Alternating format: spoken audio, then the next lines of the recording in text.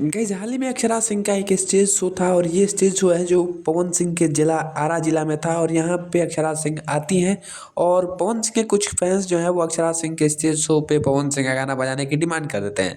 जिसके बाद अक्षरा सिंह भड़क जाती हैं और उनको गाली देने लगती हैं। ये मामला काफ़ी ज़्यादा वायरल चल रहा है और इस पे काफ़ी ज़्यादा विवाद हो रहा है। वैसे तो अक्षरा सिंह भरे मन से चाहे इंटरव्यूज़ के दौरान कहती हैं कि मुझे अब पवन सिंह से कोई मतलब नहीं है। अगर उनका नाम भी आप मेरे सामने लीजिएगा तो उसका चेहरा भी मेरे सामने नहीं आता है।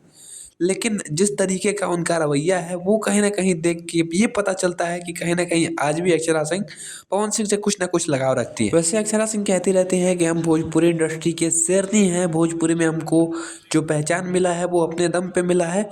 बट सच्चाई सबको पता है कि किसके दम पे उनको पहचान मिला है, कौन उनको सिंगिंग सिखाया है। बट बात वो नहीं है, बात ये है कि आप भोजपुरी इंडस्ट्री की एक रिस्पॉन्सिबल एक्ट्रेस हैं। आपका लैंग्वेज क्या होना चाहिए, आपकी भाषा क्या होनी चाहिए, ये कहीं न कहीं मायने रखता है कि आप कितने ऊँचाई तक जाएँगे। देखिए भैया, भोजपुरी इंडस्ट्री में पवन सिंह के बिना किसी का दाल गलने वाला नहीं है। वो चाहे आप पवन सिंह का शिकायत करके करें, चाहे पवन सिंह के साथ काम करके करें या फिर पवन सिंह के सपोर्ट में आ जाएँ, चाहे विरोध में आ जाएँ। लेकिन जब आप भोजपुरी इंडस्ट्री में हैं तो कहीं न कहीं पावर स्टार पवन सिंह का नाम आपको लेना ही है। और यही चीज़ अक्षरा सिंह को भी पता चला है और यही चीज़ अक्षरा सिंह करती रहती हैं।